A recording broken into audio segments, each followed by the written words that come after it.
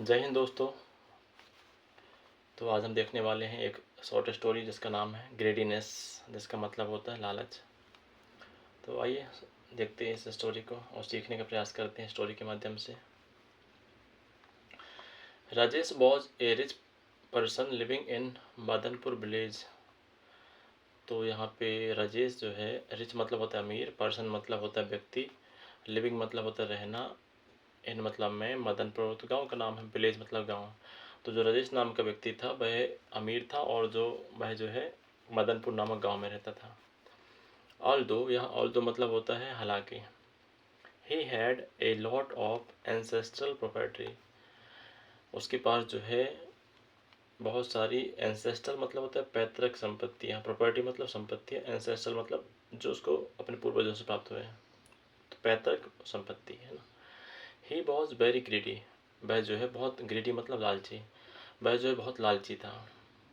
He did various kinds of business to amass more wealth, उसने जो है अनेक प्रकार के अपने व्यवसाय शुरू किए, अनेक प्रकार के काम किए जिससे अपने वेल्थ मतलब दौलत को बढ़ा सके। Therefore he never paid any attention to his family, और जो है वह अपने परिवार पे कभी भी ध्यान नहीं दिया। His friends told him always, उसके दोस्त उससे हमेशा कहते थे, always मतलब हमेशा, that greediness was not good, उसके दोस्त उस समय से कहते थे कि ग्रीडीनेस जो है, लालच जो है अच्छी बात नहीं है। ग्रीडीनेस लालच जो अच्छा नहीं होता। And he should be content with what he had but never listen to them, और वह जो है उनकी बातों पे कभी ध्यान नहीं देता था, उनकी बातों कभी सुनता नहीं था।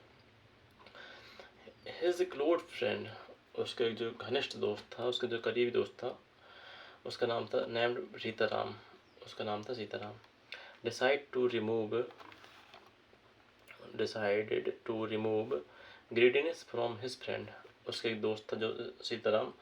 तो डिसाइड मतलब निर्णय करना, और टू रिमूव मतलब हटाना। उसने निर्णय किया, डिसाइड किया कि भाई मुझे जो है इसके जो ग्रीडीनेस लालच है उसको हटाना है। He come to Rajesh one day and told him, वह राजेश के पास एक दिन आया और उससे बोलता है, one landlord in Rampur village is giving away his land free as much as we want।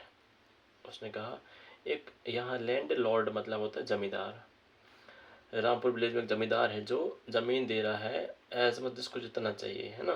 तो जैसे as much as we want मतलब हमको जितना चाहिए, फ्री ज़मीन दे रहा है।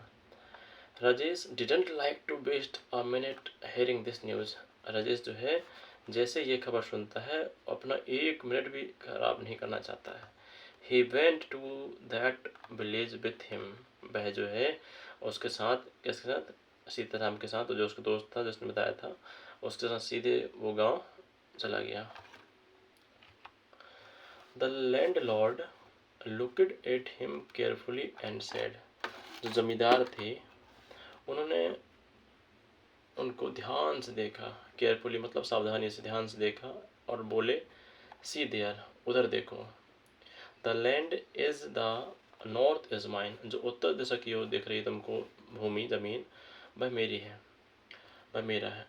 What ever the distance you cover, तुम जितना भी डिस्टेंस मतलब, यहाँ डिस्टेंस मतलब दूरी, तुम जितना भी दूरी यहाँ से तय करोगे, वॉक मतलब चलना, and return here before sunset, तुम यहाँ से जितना भी डिस्टेंस दूरी तय करोगे और चलते चलते जाके तुम जितना आगे तक जा सकते हो, लेकिन तुमको रिटर्न होना है, मन वापस आना है सनसेट से पहले मतलब सूर्यास्त से पहले।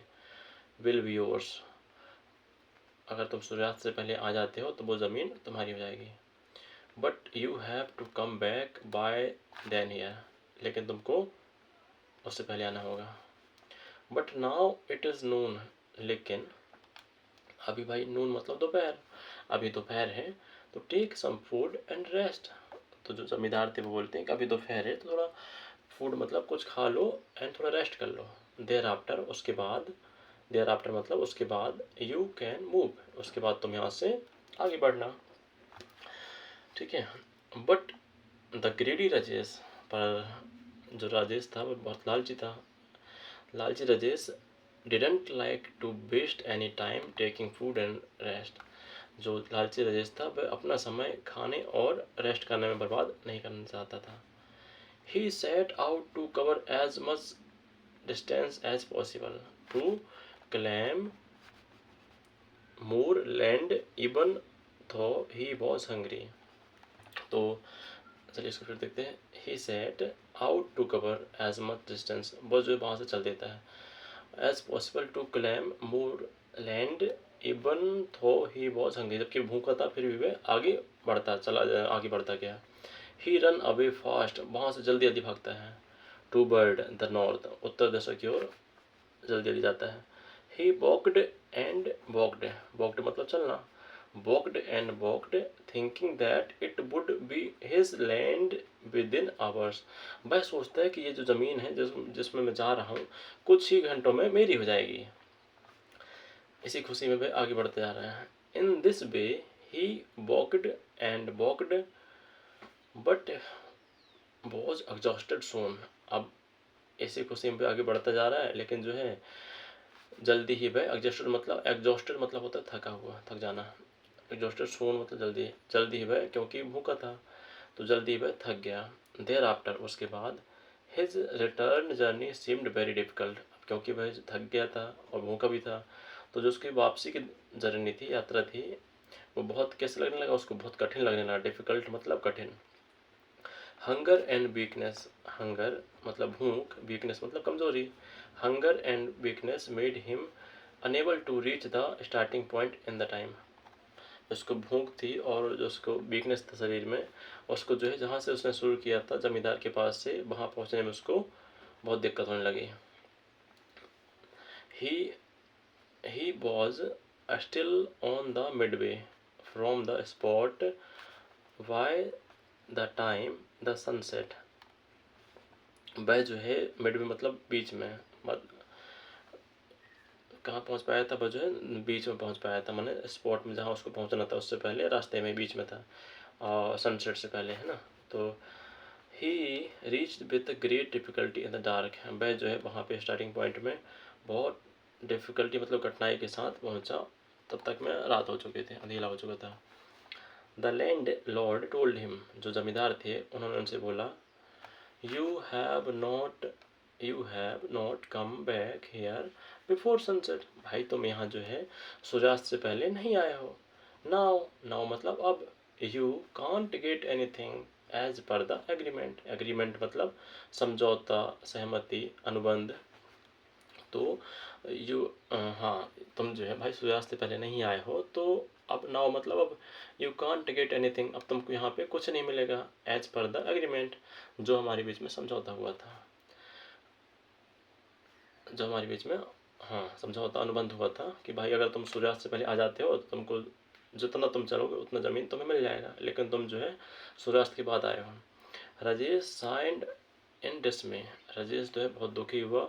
ही repented, I would have got much land I come back earlier, अगर मैं थोड़ी जल्दी आता तो मुझे बहुत सारी ज़मीन मिल जाती। सडनली ही रियलाइज्ड हिज फॉली, सडनली मतलब अचानक से उसको क्या हुआ, रियलाइज मतलब उसको जो एहसास हुआ अपने गलती का। यस माई ग्रीडीनेस, मेरी लालच की वजह से, my greediness prevented me from seeing the truth, जो मेरा लालच था उसने मुझे सच्चाई को, सत्य को देखने नहीं दिया। I have to be satisfied with what I get, I have to be satisfied with what I have got, जो है कि जो है अगर मैं पहले उसमें ही खुश रहता जो मेरे पास था, तो then only I will be happy he felt, ऐसा उसको महसूस हो कि अगर मैं जितना मेरे पास था उसमें से ही मैं खुश रह सकता था। अब क्या हुआ कि thereafter he was never greedy in life, उसके बाद उसने जीवन में लालचीपन को कभी भी अपने ऊपर हावी होने नहीं दिया। तो ये तो आज की हमारी स्टोरी है। इसके बाद कुछ डिफ़िकल्ट वर्ड्स हैं जो आप देख सकते हैं और नोट डाउन कर सकते हैं।